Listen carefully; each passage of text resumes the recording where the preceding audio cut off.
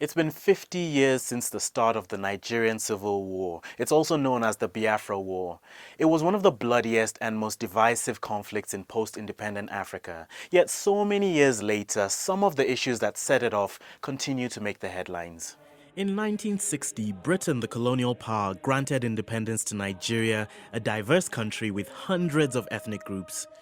But at the time, Nigeria was dominated by the Hausa people in the northern region, the Yorubas in the western region, and the Igbos in the eastern region.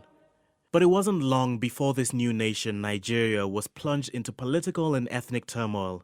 This involved two military takeovers in 1966.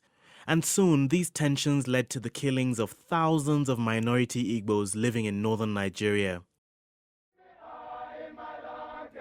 So in the southeast, a military officer called Emeka Ojukwu declared the independence of the Republic of Biafra on behalf of the Igbo people.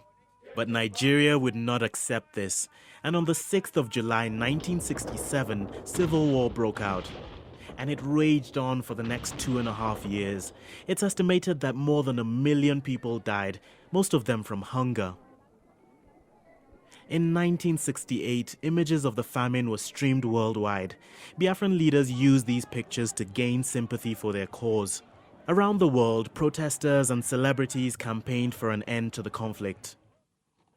Back on the battlefield, the Nigerians were stronger and better equipped. And in January 1970, the Biafran secessionists surrendered. The war might have ended, but the idea of Biafra didn't. In Nigeria, some believe the underlying ethnic grievances have not been fully confronted or resolved. A new generation of pro-Biafra separatists has reignited the cause, and they hold marches and protests regularly in Nigeria and abroad. Arguably the most prominent group is the Indigenous People of Biafra, or IPOB. Its founder, the British Nigerian activist Nnamdi Kanu, was arrested for his rhetoric in 2015, but his detention has only boosted his popularity. I've said before, and allow me to repeat, Biafra or death. One of the two must happen.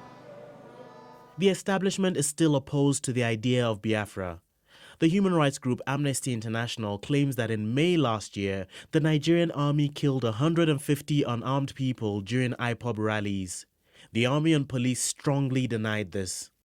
So, is a Biafran breakaway likely or even plausible? Will there be renewed tension or perhaps a referendum? It's a sensitive topic, but as Nigerians look back, they'll be keen to avoid a repeat of the dark history their people suffered.